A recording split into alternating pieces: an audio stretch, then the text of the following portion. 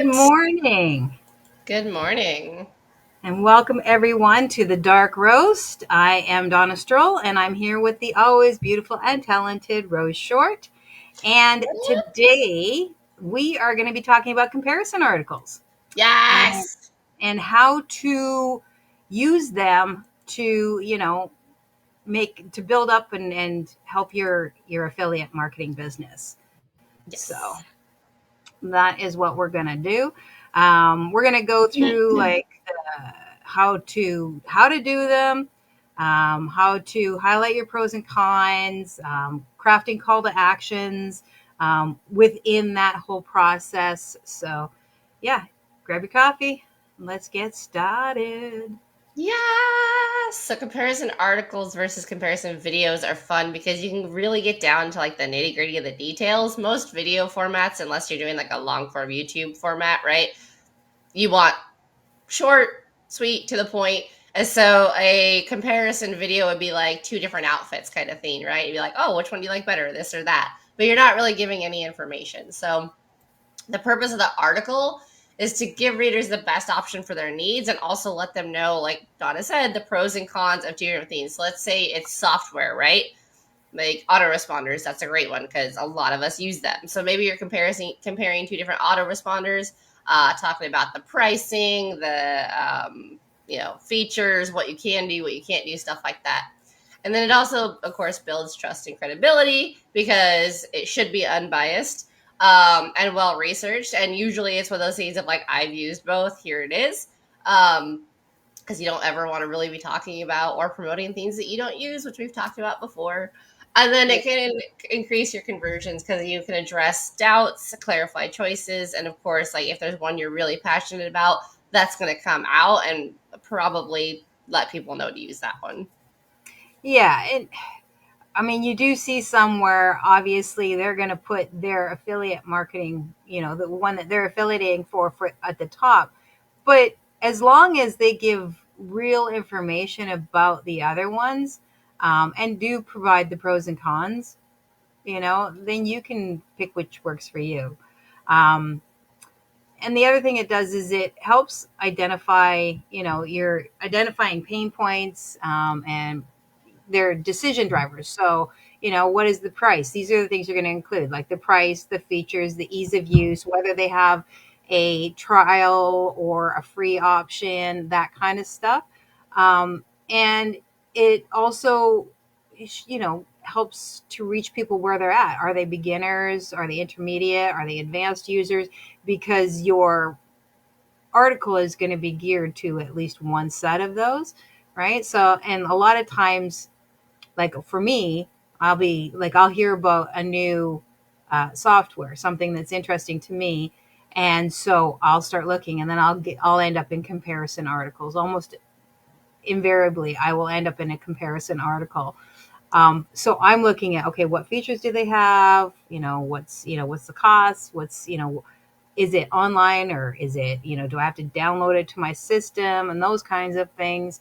Um, and so a lot of times I am a beginner because I've never used it before. It's just something that twigged my interest, so I want to know more, right? Or other times I'll be using something like when StreamYard, um, you know, made some changes right away. I'm not new to live streaming, but I wanted to know if there were options out there that were similar, and what those options might be. So. Yep. And that's why we're on EV Max now. And then if you're trying to grow your blog, especially because usually if you're doing these kind of articles, it's going to be on a website or a blog or something like that.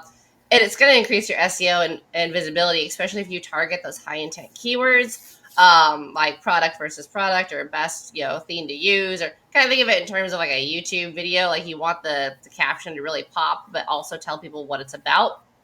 You can optimize it for like snippets or like on Medium, people can highlight. And then you can have like that'll help with FAQ searches, stuff like that. And then, like we talked about with having links, you can also use internal linking to drive traffic to like reviews or directly to the product page. So, like I'm not a review person. I figure most of the reviews are paid for, and like most people who review are the ones who are angry. So, like, The reviews to me don't mean anything, but for a lot of people, like, reviews are important because I know Donna checks the reviews. So being able I to link to do. those could be very beneficial as well. I And then do. again, I you're actually building do. your credibility. Yeah, I do a lot of searching when I'm looking at stuff.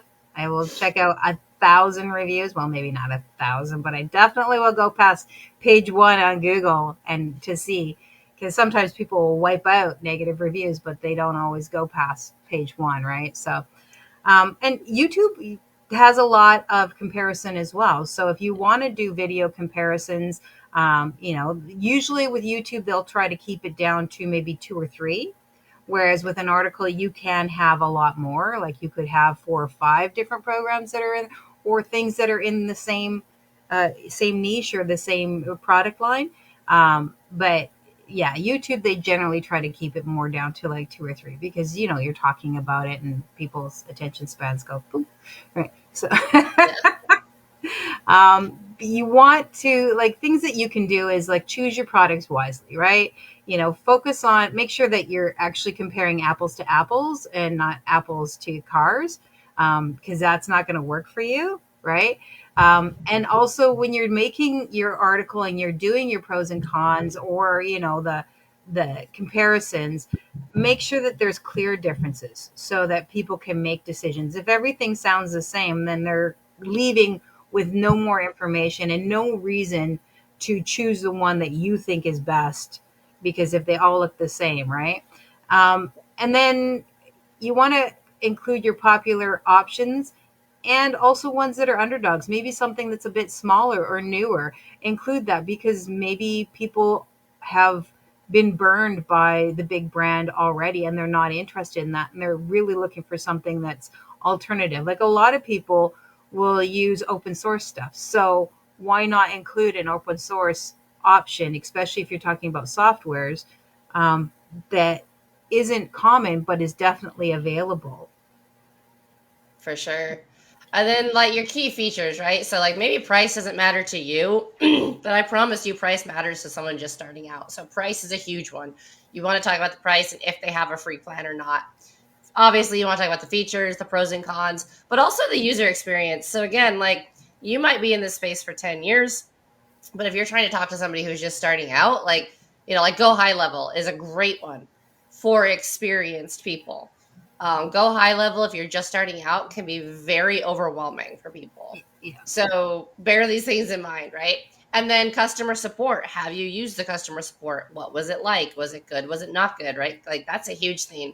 And then, of course, reviews and ratings are other key things to highlight. Yeah, and that customer support is really important, right? Yeah. I feel like we did the it's just like with banking, you know, everybody got pushed towards the ATMs and online, and now people are getting really seriously annoyed that they can't just go to the bank, right? Or you Yep. call, I didn't want to talk to anybody, but now you're frustrated because you want to just freaking talk to somebody. So that customer support, I feel like we are moving back towards wanting some more one-on-one interaction or real interaction, and that might be a bit of a pushback on AI. But it doesn't mean that AI is bad. It's just like people are wanting to know that they're cared about, right? When they're putting their money or they're investing in a product, they want to know that they're actually going to be cared about on the back end as well. And then another way you can do it is create comparison tables, right? You can create a visual for people. You can have graphs, you can have bar charts, whatever, pie charts, all those kinds of things. You can do side by sides, like Amazon does that a lot, right? Yeah. If you've picked a product, they'll show like 4 different products that are within the same style. Good morning, Pravat.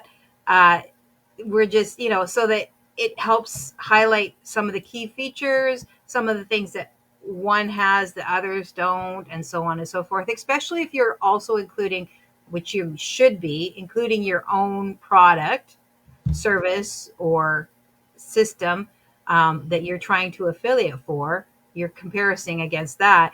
You want to try and make sure that you're highlighting the key features that really pop in that.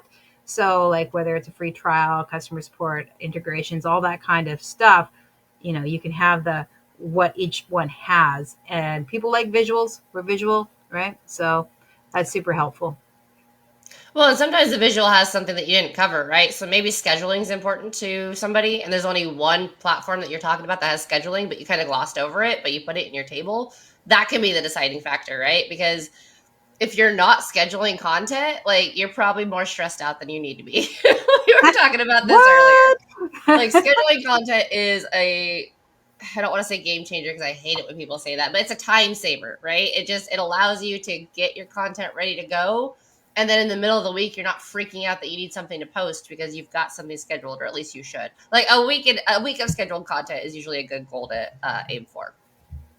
And then specific sections for specific cases can be super important too, right? So like maybe the CRM that you really love is one that's best for like online marketers, but maybe you're trying to target a wider audience too. And so you want to say something like this is best for beginners in this field, or this is best for budget conscious buyers in this field. Or if you're in multiple fields like I am, you can be like, this CRM kind of sucks for realtors, but this one would be really good, right? And so being able to differentiate those two and like specifically let people know if you are in this field, this is what works for you is going to work really well. Or even if it's like, small teams versus large teams or something like that, something to let someone know, like no matter what stage they're in their business, this is the one that's going to help where you're currently at. Yeah, and you want to make sure that you also incorporate real world scenarios, like your story, basically, where you've used it. Hypothetical use cases. It doesn't necessarily have to be, oh, this person did this, and you have it down pat. But you can, I mean, if you've got any kind of an imagination, you can certainly see how this would affect somebody in this situation. Like we do it when we talk about solopreneurs versus people who have teams. Now, that doesn't mean that we have this massive team, right? But we are able to look at examples outside of ourselves and utilize that as part of the real world scenarios that we would use. If you're managing a remote team and you need seamless collaboration, you could use this tool. However, this one doesn't necessarily have as much, when you're trying to compare HubSpot towards Hootsuite or something like that, right? Right. So, Your pros and cons should not be hidden in your article, right? You want it available for quick scanning because there are going to be people who don't care about the fluff. They're looking for very specific themes, and that's typically pricing and pros and cons. So make your pros and cons very, very clear. Highlight the positives and deal breakers both without bias. And don't do crazy fonts. Like maybe that's how you do the table, something like that, but make it very easy to find. Make it, usually you want it about the middle of your article, but you want it really, really clear where it is so that they don't have to do a lot of searching for it. and consistent all the way through. So if you have your pros and cons at the end of every write up, then or at the end of one write up, you need to have it at the end of every write up. Because, yeah, that's if they have to search for it, people are not interested in being made to work for things at that level. They just want the information. And then include a strong call to action. Now, sometimes when we're building out content, we forget to do this. Um, and it's really important, especially since you're utilizing this option for your affiliate links. You want to make sure that you're placing them very carefully, so above the fold, like at the make sure that they're available. Usually what I see a lot of times is it's the name of whatever product, and then they'll have the link, and then again at the end of Mm-hmm. that section. And then, yeah, make sure that you're saying, you could try the product risk free, or, see the latest discount, or see the latest options, or, check out this free video, or whatever. You can have that on there. And also make sure that at the end of your article, or somewhere in you, like at the beginning of your article and at the end of your article, that you are noting that it's an affiliate link, right? You have to Yeah. make sure that you put that in there, you're going to do it, just make sure. And don't just put the link on the one that you're doing, right?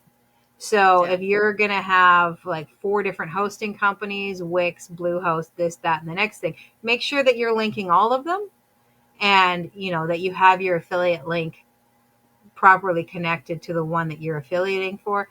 If you're affiliating for more than one, good on you, right? Yeah. Yeah. So So, key areas to focus on, right? Content quality. So, honesty and transparency. We talk about this all the time, as well as authenticity. You don't want to be the person who leads people astray. And then include recent data reviews and pricing updates. This one's super important because Honey right now is hardcore under fire because they we're doing a bunch of shady stuff. Like, I'm just gonna put it that way. If you want to look into it, like, it's in the news, search it. But so anybody who promoted Honey is now kind of having to backpedal. And there's been creators who have edited it out of their videos because they don't want somebody a year from now to go back and be like, oh, what's this Honey thing he's talking about? There are people who can't edit it out of their videos, but have made a new video saying, hey, I used to promote this and now I don't. I've had to do that with platforms before too, where like didn't promote them, and then like they kind of won me back, and so I started promoting them, and then they lost me.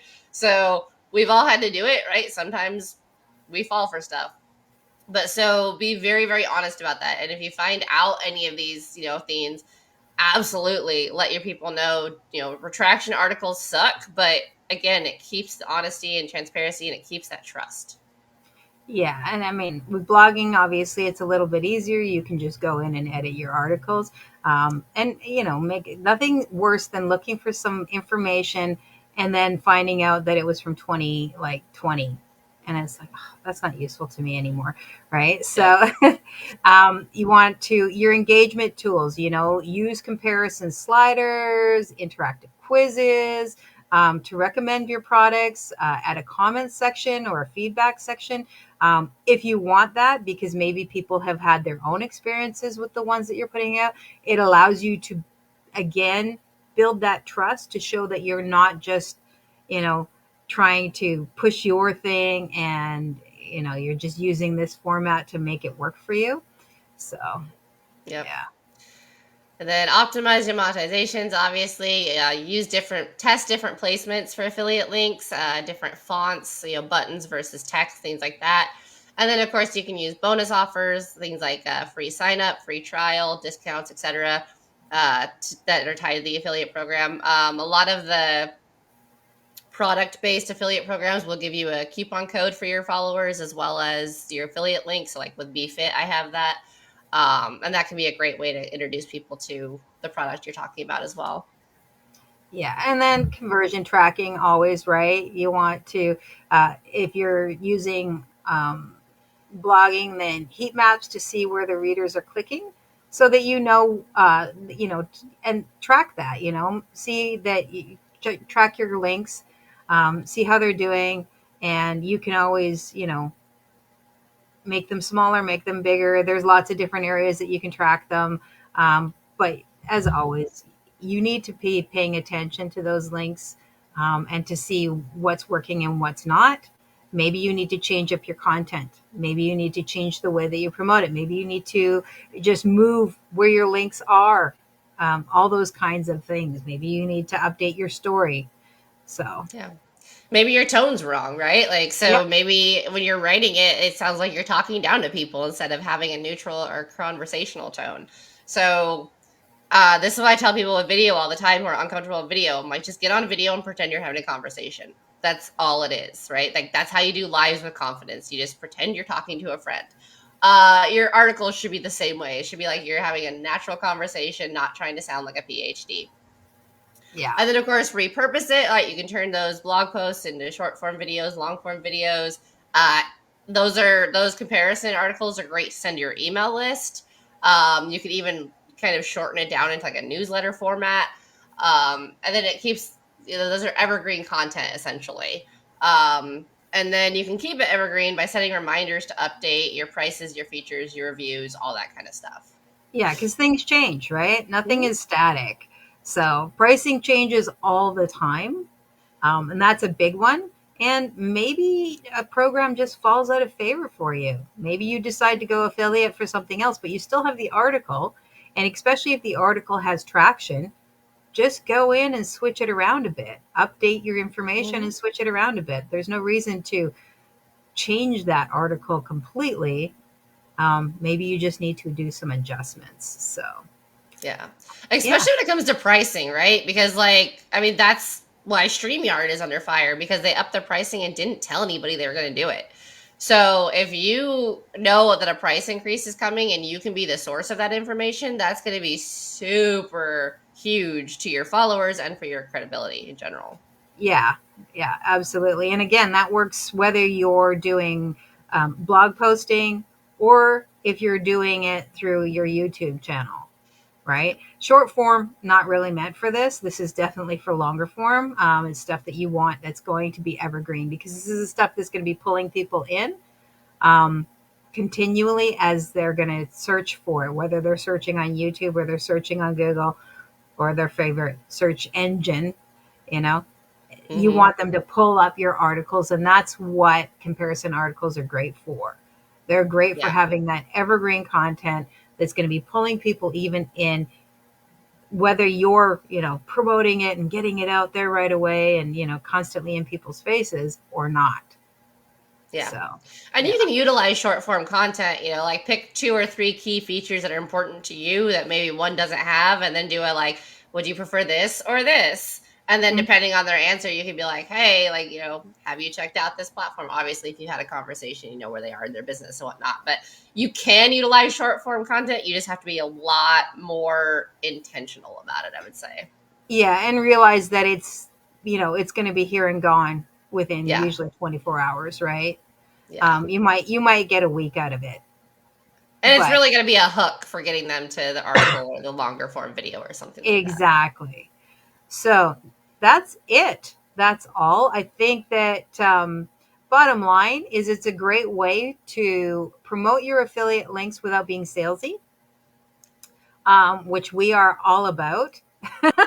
Yes. And it's a great way to provide value to the people that you're trying to reach. It's a great way to reach a wider audience of people that you didn't expect. And it's a great way to have evergreen content that is going to be there whether you're face first all the time or not, Yeah. right? So next week we are going to be talking about, Something we talk about all the time but haven't really broken down, and that is affiliate analytics. We're going to break down how to actually measure and track so that you know when to pivot. yeah, so I think that's it, and that's all for today. And there you go.